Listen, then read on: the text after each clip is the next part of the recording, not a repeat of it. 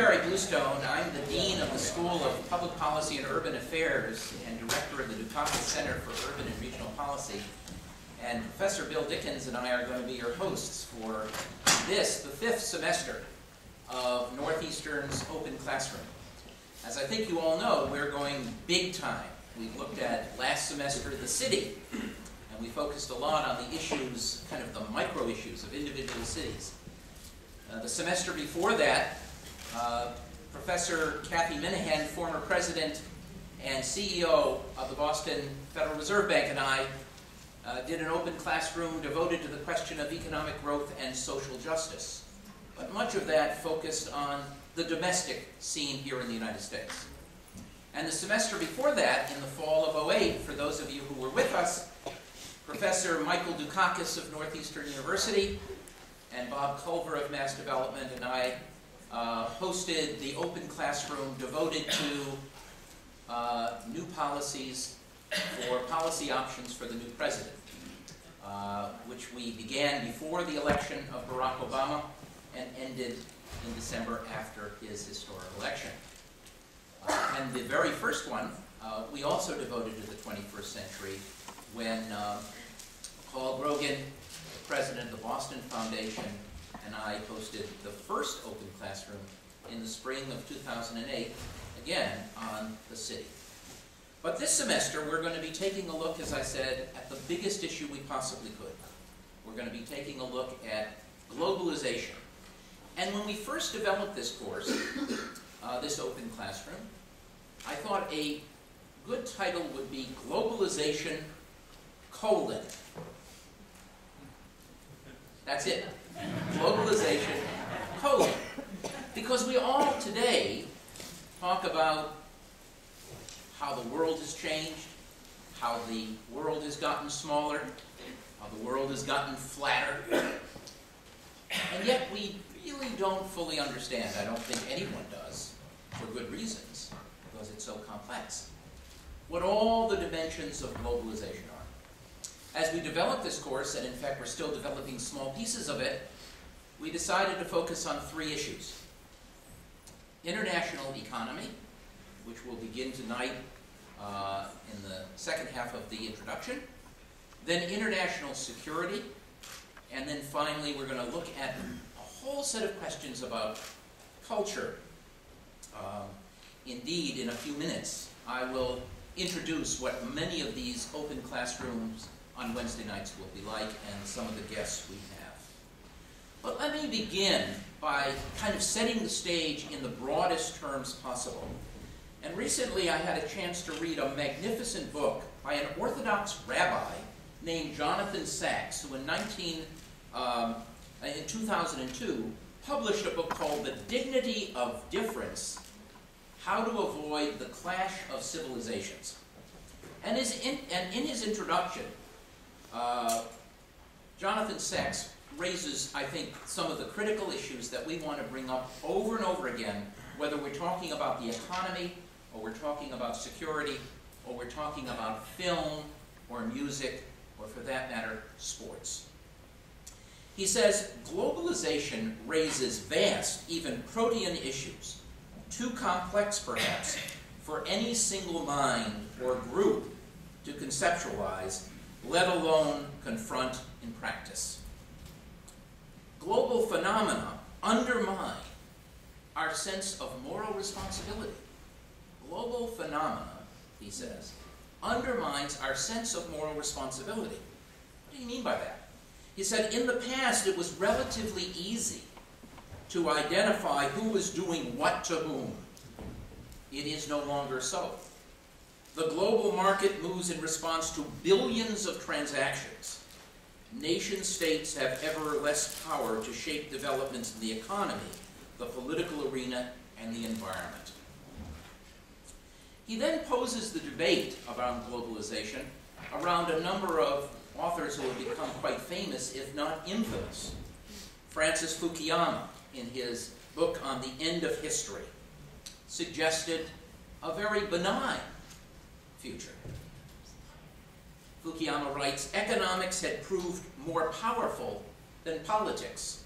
The race in the future would be to produce video recorders, this is 2 decades ago when he began writing this book, video recorders, not missiles. Economic growth demands a free market, and thus eventually a free society. Not immediately, perhaps, but ultimately, quote unquote, liberal democracy will be the inevitable outcome in one country after another. The ideological struggles of the past, Fukuyama writes, were giving way to a Hegelian end of history, which might be boring, but would at least be peaceful. In response, we have Samuel Huntington, who strongly disagreed. He writes, modernization does not mean westernization. There will still be profound differences and antagonisms between the West and the rest. There'll be what he calls civilizational conflict. History, he tells us, is not moving to a new Hegelian synthesis. Instead, there will be conflict over culture, habits of language, history, religion, custom, and tradition that divides and will continue to divide humanity. And then, Mr. Sachs tells us, we can turn to even an earlier book by Benjamin Barber called Jihad and Mech World, 1992. And for Barber, both the tendencies discussed in Fukuyama's work and in Huntington's work were coming together at the same time. For Barber, both tendencies were happening at once. The world was becoming linked into a single, interconnected network driven by technology, ecology, communications, and commerce. These very forces, though, were producing their own counter-reaction in the form of a threatened Lebanonization of national states, in which culture is pitted against culture, people against people, tribe against tribe. The end of an era which the conflict between two superpowers dominated all else was not leading to global harmony, but the increasing fractiousness of ever smaller groups. This is 1992, not 2002, and not 2 weeks ago in Detroit. The planet is falling apart, Barber writes, and coming together at the very same moment. That is the theme of this semester. That is the theme. Coming together, but coming apart. And so we're going to be looking in one area after another at both the wonders that globalization brings us, and at the same time, the challenges and even threats that it often poses. As Jonathan Sachs says, again, globalization raises vast, even protean issues, too complex, perhaps for any single mind or group like ours to conceptualize, let alone confront in practice. But we're going to give it the old college try here at campus. So let me just show you what we're going to be looking at. Today is the introduction to globalization. Next week, we'll have Bob Culver joining us. Bob Culver was a former vice president of Northeastern University and Yale University, the CFO of the Cabot Corporation, a major Fortune 100 international corporation, and now heads up mass development, one of the major, or the major quasi-public in Massachusetts. And Bob and I will be holding forth on an overview of the kind of global economy. Let me tell you, as a preview of coming attractions, I've put together a great deal of data based on recent work in The Economist magazine about the similarities and differences across the world in a whole range of things, from economy to culture to mortality to innovation. And we'll be taking a look at that. In the following week, on January 27th, we will be graced with a wonderful colleague of ours at Brandeis University, Kathy Mann, who will be looking at the whole question of international trade, which Professor Dickens will touch on at least a little bit today, but we'll do much more on the 27th, and the whole question of structural imbalances, trade flows, balance of trade, balance of payments, and that kind of stuff. On February 3rd, we hope to be taking a look at the whole question of global networks and the complexity of networks around the world, and we hope to have several very interesting speakers to join us. Then we'll move into February, and on February 10th, we'll be looking at global financial crises with Professor Ken Rogoff, who you've probably seen quite often in Time Magazine, Newsweek, and Wall Street Journal recently, who will be giving us an idea of what the financial crises look like, not just nationally as we did a couple semesters ago when we had Kathy Minahan here, but internationally. Then on February 17th, we are going to devote our attention to global security.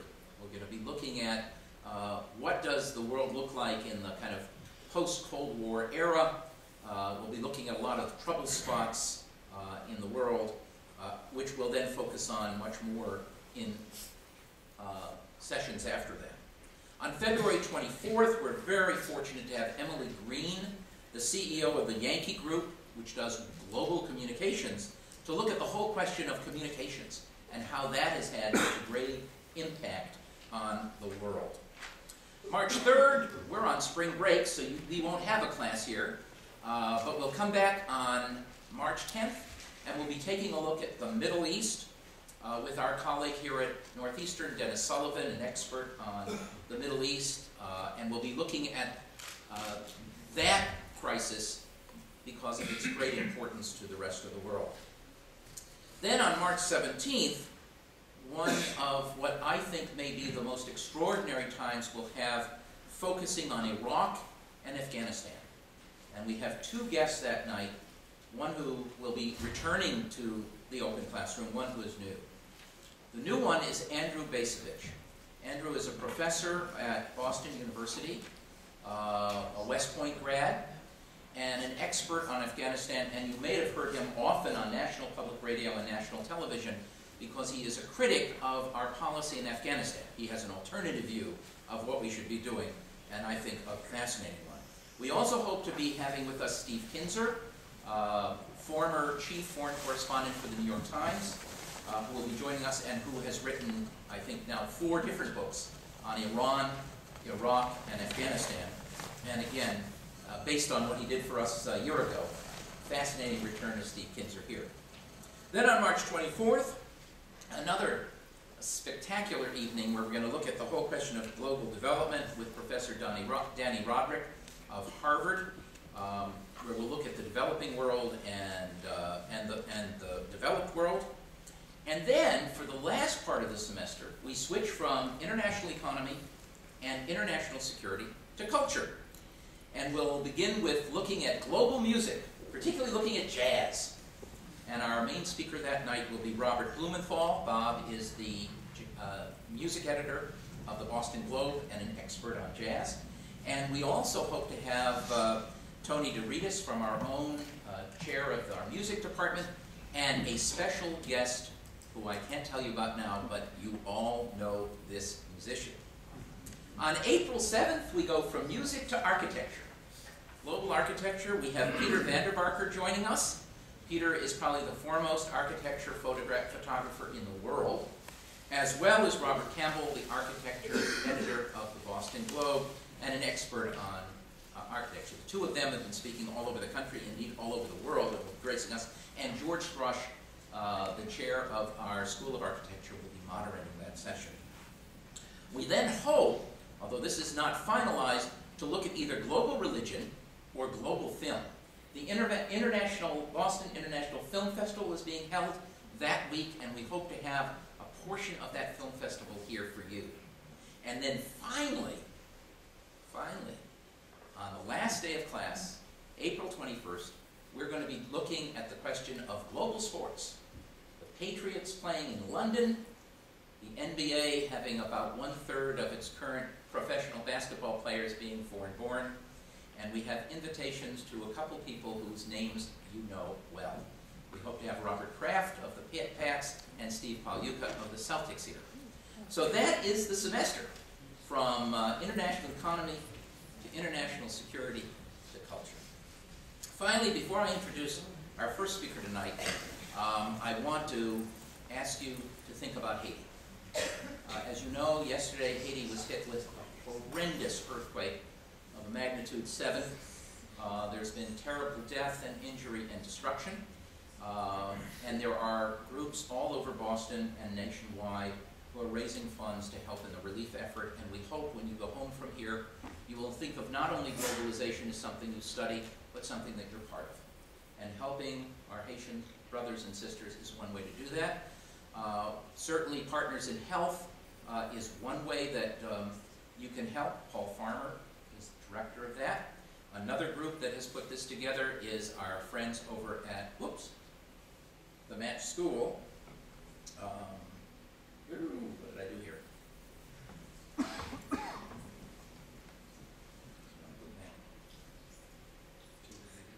Yeah. And the second one is Hope for Haiti that you see up on the screen. Those two are ones that we certainly recommend. There are many others that are being formed, but we hope you will join us for that. So, that is what we're going to be doing this semester. I want to go back. Previous.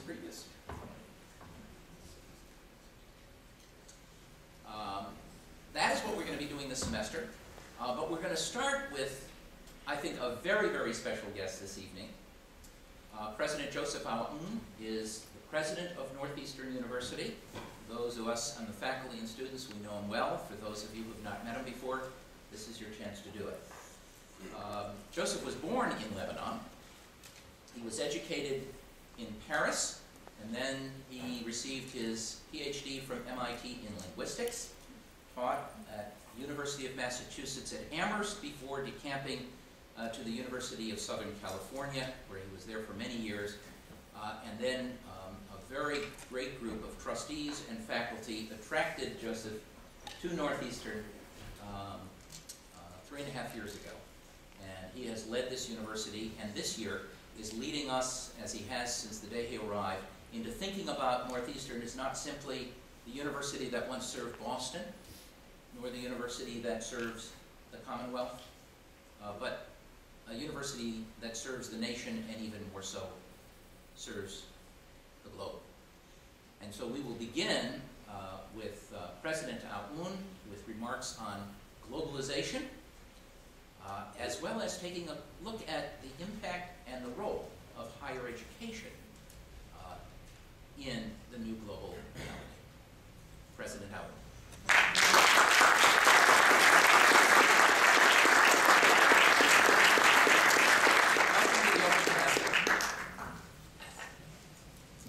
Good evening. Can you hear me in the back? Great. And let me start by mentioning that Barry Bluestone celebrated yesterday his birthday, so we can wish him happy birthday.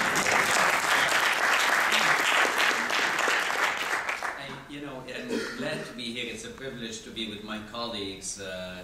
Professor Dickens is relatively new here, and I'm always happy to have a newer person than I am. I have been here 3.5 years, and he is really a rookie here. And obviously Barry had been leading the school in a terrific way, and really transformed the whole school and positioned it in a unique way, not only in Boston but nationwide. And what you are going to see throughout the semester is a manifestation of that. What I want to do today is talk about globalization and higher education. And I would like to share with you some of my thoughts and really invite you for a dialogue. And let me start by saying that for somebody who lived in 3 continents and was exposed to 3 educational systems in the world, it gives me some kind of appreciation of the beauty and the greatness of our system here in the United States. So let me start by making some bold claims. I think we have the best university system in the world, by none. But once I make this claim, the question becomes, why did we reach this level? And I think that the fact that we have the best university system is really due to a couple or two or three factors. The first is that we have a really open system, and I'll explain what I mean by that. The second is that the system is decentralized, and that this system, because of it is open and because it's decentralized, is really the first truly international system in the world. So let me go through a couple of these points. You know, when you travel all over the world, when you're in Asia, when you're in Europe, Africa, Middle East, wherever you choose, you see that the university system is not open in the following way. The faculty in general are really faculty who have been traditionally born in the country and restricted to that. What we have done in the United States, and we did it magnificently around the Second World War, is to become the open system in the world. And we frankly imported brains. You know what happened, when we imported brains from Europe. Similarly, more recently, during, when the curtain wall fell, when communism fell, we were able to take advantage, and in fact here, several of our colleagues came from the Soviet Union. We have colleagues from all over the world, and I'm a product of that. But the fact that this system is open, and that the fact that this system is decentralized, allowed us to have a culture of innovation and experimentation. Let me explain. If you are in Europe, for instance, or if you're in Asia, you have a Minister of Education, and he or she will decide what the curriculum should be, what the research foci should be. Here we don't have that. Actually, we have at least 4 systems in the United States. We have a system of research universities that are public. We have a system of research universities that are private. We have a system of small colleges, and within this system you can look at liberal arts colleges, thematic colleges that are focusing on one issue, like College of Pharmacy, whatever. And you have now the for-profits. But this diversity is great because no one dictated the curriculum, and no one dictated the research investments that we needed to go into. So that gave us a culture, and that gave us a system that is very vibrant. We take risks, entrepreneurial, we make mistakes, we make breakthroughs, but the system is very dynamic. So I want you to keep in mind that the only international system, the truly international system in the world, is the American system of higher education. Now, there is one aspect that allowed it also to be vibrant. Keep that in mind. We had a vibrant, and we had a middle class that wanted education. This vibrant middle class allowed us to fuel a system that is essentially residential. That's another difference between our system and the other systems throughout the world. Our system is mostly residential in the United States. Students are there from the full day, they sleep on campus, and whereas other places didn't have